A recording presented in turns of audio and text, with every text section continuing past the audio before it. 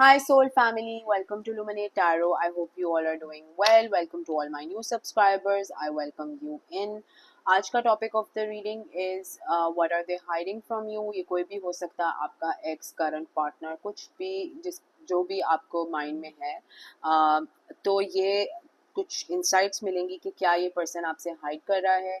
ये टाइमलेस और collective reading है, तो जब भी आपकी नज़रों से गुजरे उस वक्त आपके लिए मैसेज है. वही मैसेजेस दीजिएगा जो आपके साथ रेजोनेट करते हैं, और अननेसेसरी मैसेजेस अपने ऊपर इम्पोज मत करिएगा. गाइस, सारी रीडिंग्स हर किसी के साथ नहीं रेजोनेट कर सकती हैं.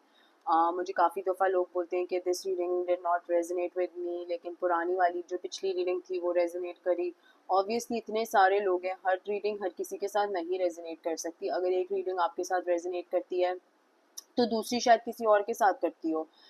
तो इट्स डिफ़िकल्ट फॉर मी कि मैं हर किसी के साथ तो रेजोनेट नहीं करवा सकती reading.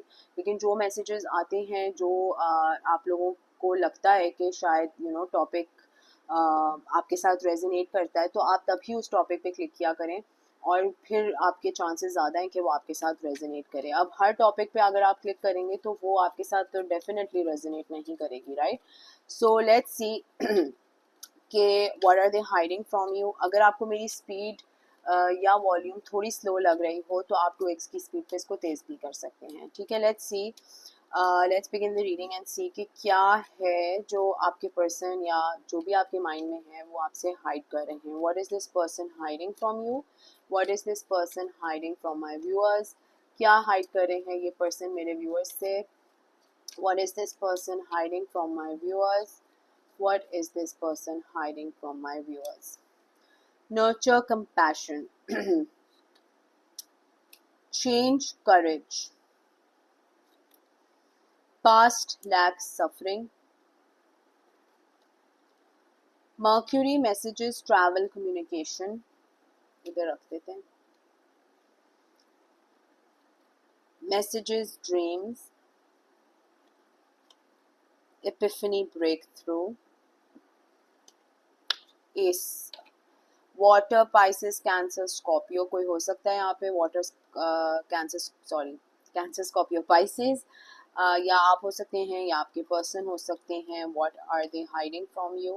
What are they hiding from you. Third eye, clarity. तो इस पर्सन को बड़ा कंपैशन है आपके लिए, बड़ा प्यार है, बड़ा फीलिंग्स होंगी भी तो हाइड करते हैं, बिकॉज इसीलिए ये कार्ड यहाँ पर आया है. इनको डिवाइन एक ब्रेक थ्रू मोमेंट देना चाह रहा है, एक एपिफनी देना चाह रहा है, एक स्पिरिचुअलिटी की अवेकनिंग देना चाह रहे हैं. लेकिन आई डोंट थिंक कि ये पर्सन इतना अवेयर है कि ये अपने मैसेजेस, अपने सिंक्रोनिसिटीज ऑफ थिंग्स देखे. कभी कभी हमें गट फीलिंग्स आ जाती हैं बड़ी स्ट्रॉन्ग किस्म की. कभी कभी हमारी बॉडी में रिएक्शंस आना शुरू हो जाते हैं अगर कुछ हम जो चीज़ हमें करनी चाहिए उससे हट के कोई फैसला अपनी ज़िंदगी का ले रहे हो. और इसी तरह इस पर्सन को अल्लाह जो है, डिवाइन जो है, मैसेजेस देने की, स्पिरिट गाइड्स जो हैं मैसेजेस देने की कोशिश करें कि हेलो, थोड़ा सा एक हौसला बढ़ाओ, एक करेज लेके आओ अपने अंदर, और चेंज करने की ज़रूरत है चीज़ें. जस्ट बिकॉज तुम अपने एक तरीके से एक एक तरह से रहने की एक आदी हो चुके थे या हो चुकी थी, डजेंट मीन कि आप इंसान ग्रो नहीं करता और उसी में जैसे वो बचपन में होता है वैसे वो पूरी ज़िंदगी तो नहीं काटता. उसको Aahista Aahista with time with life change करना पड़ता है. बहुत नॉर्मल सी बात है और हर कोई करता है. आई एम श्योर आपने भी किया होगा, मैंने भी किया है, हर कोई चेंज करता है. तो इस पर्सन को बड़ा डर लग रहा है चेंज से. इस पर्सन को ऐसे जैसे ये दरवाजे के बाहर खड़ा हुआ बस चेंज को ही देख रहा है कि ओ, अब अगर मैंने ये कदम उठा लिया तो फिर क्या होगा. मतलब आप चीज़ें लाइफ में कंट्रोल थोड़ी ना कर सकते हैं. समटाइम्स आपको you have to go with the flow. लेकिन ये बहुत ही कोई डरपोक और फट्टू इंसान है, मैं यही कहूँगी, बिकॉज ये बहुत डरते हैं. इनको थर्ड आई से बहुत ज़्यादा जो है क्लैरिटी मिल रही है इनके लिए अच्छा क्या है, इनको क्या फैसले अपनी ज़िंदगी में लेने चाहिए, इनको कौन सा नेक्स्ट स्टेप लेना चाहिए. लेकिन ये जैसे देखना नहीं पसंद करे. They don't want to look at it. आप होता है ना कभी कभी कि आप अपना ही खुद के ऑब्स्टिकल्स एंड डिल्यूजन्स क्रिएट करके बैठे हुए होते हैं, क्योंकि आपको लगता है कंफर्ट जोन है मेरा, मैं क्यों निकलूँ अपने कंफर्ट जोन से. तो इस पर्सन का भी ऐसा ही है, जैसे ये शायद स्कूल में थे या कॉलेज में थे या बचपन में थे, उनको वैसे ही रहना है। इस इस पर्सन को बड़े होने से डर लग रहा है, इस पर्सन को मैच्योर होने से डर लग रहा है। एंड ये हाइड करते हैं बिकॉज ये ऐसे प्रिटेंड करते होंगे कि नहीं मुझे तो ये ही करना है, ये पसंद है मुझे करना, और मुझे ऐसे ही रहना है, मुझे सिंगल ही रहना है, मुझे शादी नहीं करनी। फॉर एग्जाम्पल, मैं एग्जाम्पल दे रही हूँ, कुछ भी हो सकता है, या मुझे बिजनेस इसी तरह रन करना है। अबे भाई, बिजनेस आपका जो है डूब से डूब गया है, हाँ कुछ तो गलत कर रहे हैं ना आप, जो वो फ्लरिश नहीं कर रहा है, तो कुछ चेंज करने की जरूरत है। लेकिन नहीं, जिद, स्टबर्डनेस कि नहीं नहीं मुझे तो इसी तरह करना है, यही तरीका है, यही करना है मुझे। तो यस, थोड़ी एक इमेच्योर एसेंस भी आ रही है यहाँ पर कि this person is very scared, डरे हुए हैं चेंज करने से, चीज़ें चेंज करने से। शायद कोई जॉब चेंज करनी है या कोई बिजनेस अपॉर्चुनिटी की तरफ जाना है, डरे हुए हैं अपने कंफर्ट जोन पे कि भाई अगर पकौड़ों की दुकान लगाई हुई है तो फिर मरते दम तक पकौड़ों की दुकान ही चलानी है। हालांकि पकौड़ों की दुकान चल नहीं रही इनसे, लेकिन चलानी है तो बस यही चलानी है। और इंट्यूशन भी बड़े सिग्नल्स दे रही है, मैसेजेस भी आ रहे हैं कि यार कुछ नई इन्वेस्टमेंट कर लो, कोई नई प्रपोजल दे दो, कोई नया कुछ नहीं, बस अपने कंफर्ट जोन में रहना है।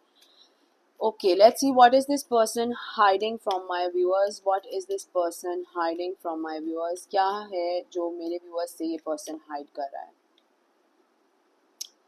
Forming structure, solid foundation, memories, nostalgia, renewal, spark.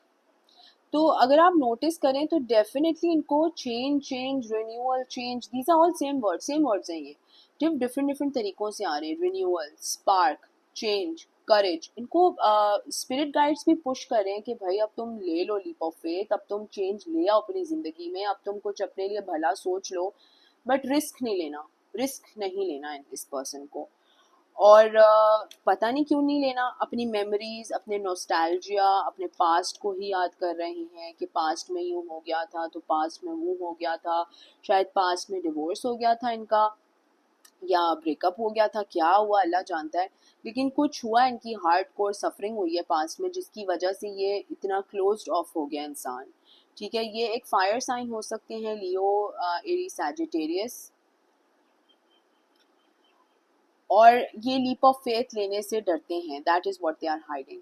अपने ईगो और वैनिटी एंड प्राइड में अगर आप भी जाके इस पर्सन को कुछ बताते होंगे या कोई और भी थर्ड पर्सन भी बताता होगा कि यार जो तुम कर रहे हो वो गलत है, तुम इसको इस नज़रिए से देखने की कोशिश करो या तुम इस नज़रिए से देखने की कोशिश करो, तो इनकी अना फौरन इनको जवाब दे देती होगी कि नहीं भाई, मैं जो कह रहा हूँ वो सही है, मेरे मैं तो सब कुछ तो मुझे पता है, तुम्हें क्या पता, तुम तो एक लो क्लास बंदे, तुम्हें क्या पता, मुझे तो सब पता है, मैं तुमसे बड़ा हूँ।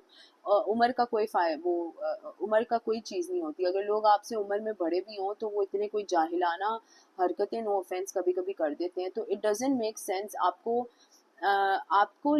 उम्र से किसी को आप तोल नहीं सकते, आप लाइफ एक्सपीरियंसेस से, स्पिरिचुअलिटी में तो एटलीस्ट लाइफ एक्सपीरियंसेस से किसी को जज करते हैं, किसका क्या लाइफ एक्सपीरियंस रहा है, किसकी कितनी अवेकनिंग रही है।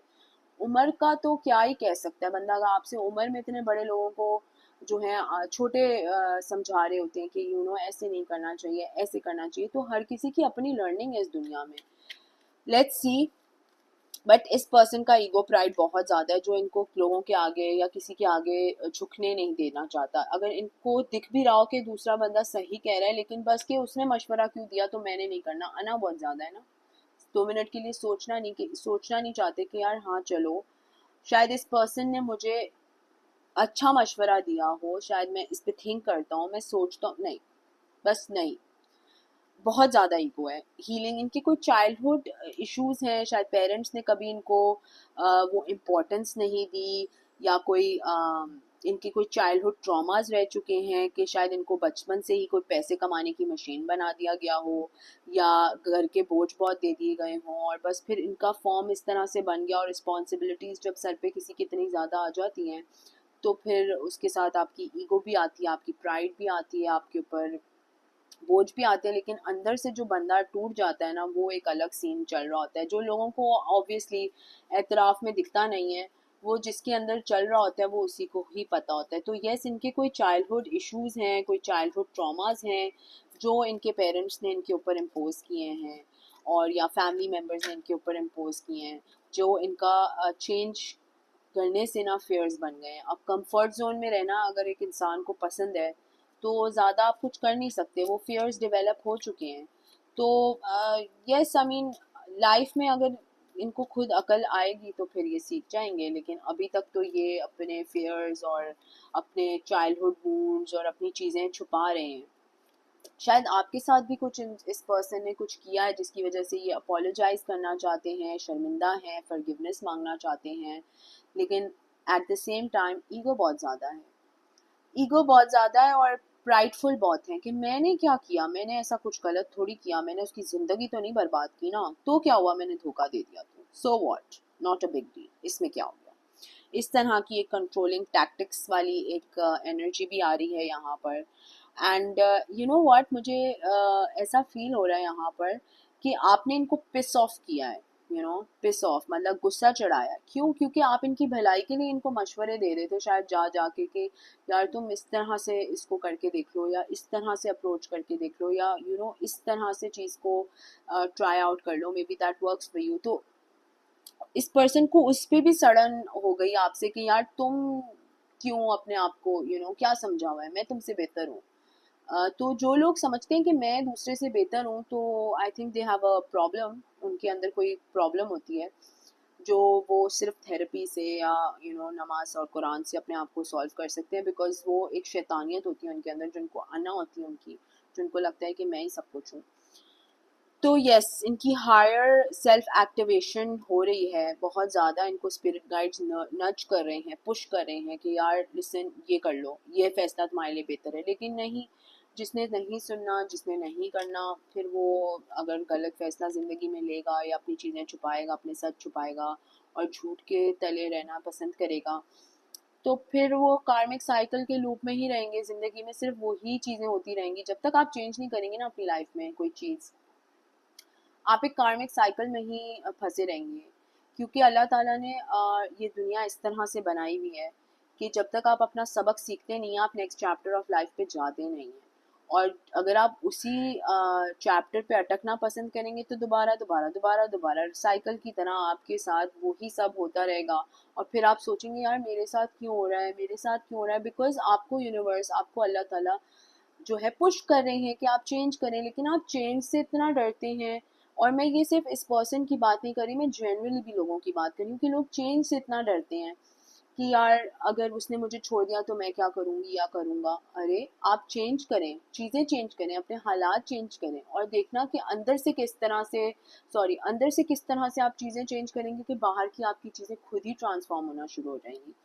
डिसेप्शन, इस पर्सन ने बहुत सारे लोगों को डिसीव किया है, दिखाया कुछ है, थे कुछ। सेल्फ वर्थ इश्यूज होंगे, बहुत सारे सेल्फ वर्थ इश्यूज होंगे, और अपने में खुद में एतमाद नहीं होगा, यकीन नहीं होगा, लेकिन दिखाते ऐसे होंगे कि मुझसे तो बेहतर कोई है ही नहीं इस दुनिया में भाई, मतलब मैं तो बेस्ट ऑप्शन हूँ सबके लिए। So total narcissistic behaviour. And अगर आपको नहीं पता नार्सिसिस्टिक बिहेवियर क्या है, गूगल करके देख लीजिएगा।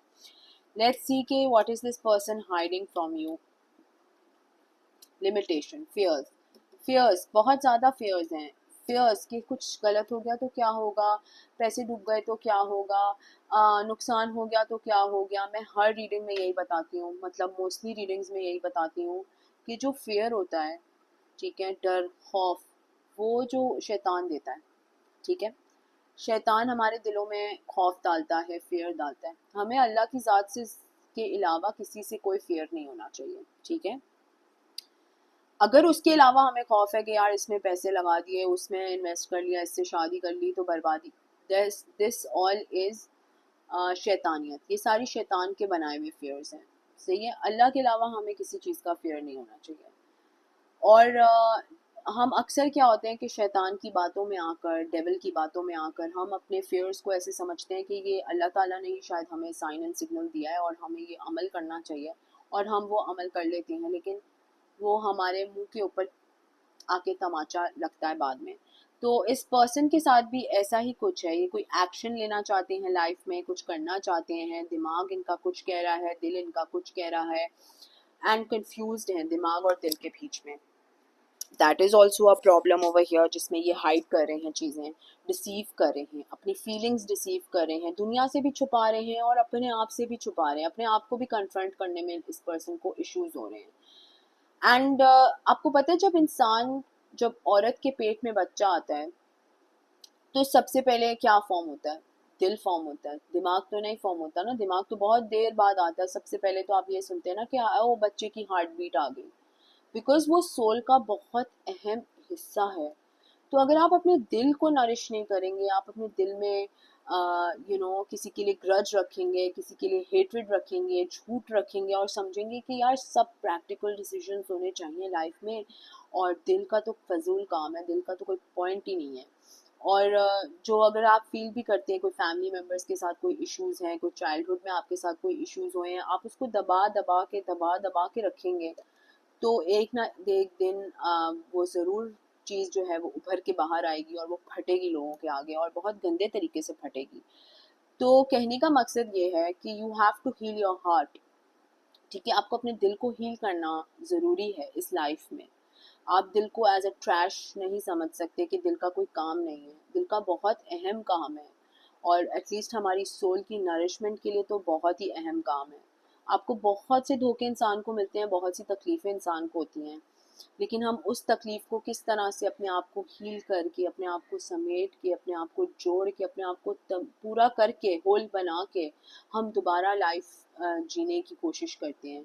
ये थोड़ी ना है कि उस गम और उस डिसेप्शन को या उस प्रॉब्लम को हम अपने दिल में पकड़ के रखें रखें रखें, मरते दम तक पकड़ के रखें।